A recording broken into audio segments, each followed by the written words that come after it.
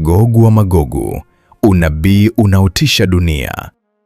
Katika historia ya Biblia, kuna sura ambazo zimekuwa zikitafsiriwa zaidi kuliko zingine. Moja ya sura hizo ni Ezekiel 38.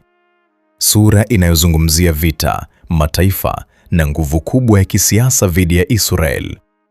Lakini kabla hatujaruka kwenye tafsiri za kisasa, lazima kwanza tuelewe kitu kimoja muhimu sana.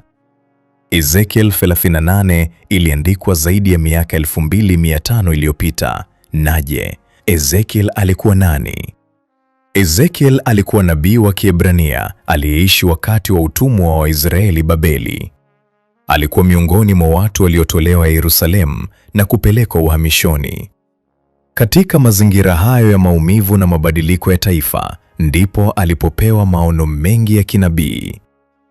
Ezekiel 38 ni moja ya maono hayo. Sura hii inaanza kwa kumtaja mtu anayeitwa Gogu wa nchi ya Magogu, na kisha inaorodhesha mataifa kadhaa yanayoungana dhidi ya nchi moja. Nchi hiyo inatajwa kama Israel au nchi iliyorejeshwa kutoka utumwani. Mataifa yanayojitokeza katika maandiko hayo ni pamoja na Magogu, Mesheki, Tubali, Uajemi, Pasha, Kushi, Put, Gome, Togama. Je, nini maana ya majina haya? Hapa ndipo tafsiri nyingi hutofautiana, kwa sababu majina haya si majina ya kisasa ya nchi tunazozijua leo. Ni majina ya maeneo ya kale yaliyotumiwa wakati wa Biblia. Kwa mfano, Pasha inalingana na Irani ya kale, lakini maeneo mengine yanahusishwa na sehemu tofauti za Asia ya Kati, Mashariki ya Kati na Afrika Kaskazini. Ezekiel anaeleza picha ya vita kubwa. Jeshi kubwa linakusanyika kutoka maeneo mengi tofauti. Lengo lao linaelezwa kuwa kuja kupora na kushambulia nchi iliyorejeshwa. Lakini kinachoshangaza katika maono haya ni hiki: hakuna maelezo ya vita vya kawaida tu, bali kuna lugha ya mfano. Mawingu ya giza, tetemeko kubwa, mlolongo wa matukio ya ajabu. Wanazuoni wa Biblia wameitafsiri Ezekiel 38 kwa njia tofauti. Baadhi wanaamini hii ni picha ya mapambano ya milele kati ya uovu na mpango wa Mungu. Katika mtazamo huu, Gogu si mtu mmoja, bali ni mfumo wa nguvu ya upinzani.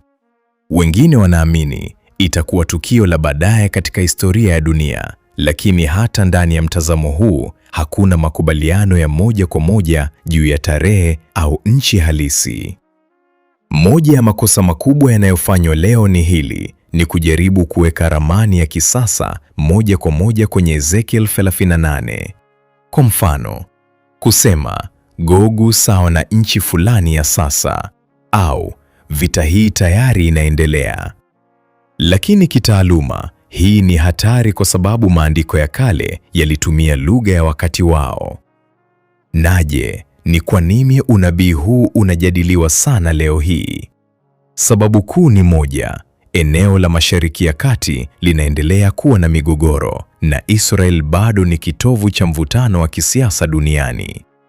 Hii inafanya watu wengi kutafuta majibu kwenye Biblia, lakini ni muhimu kuelewa Biblia na geopolitics ya kisasa ni vitu viwili tofauti. Bila kujali tafsiri zote, ujumbe wa msingi unabaki mmoja.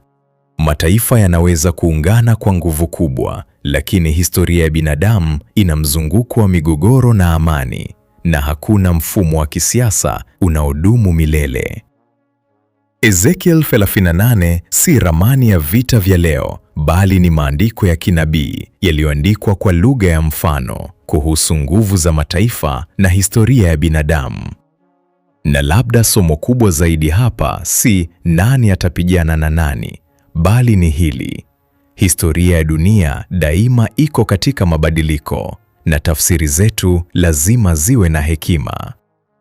Asanteni na tukutane wakati mwingine. Godwill Media, fikra sahihi, maisha bora.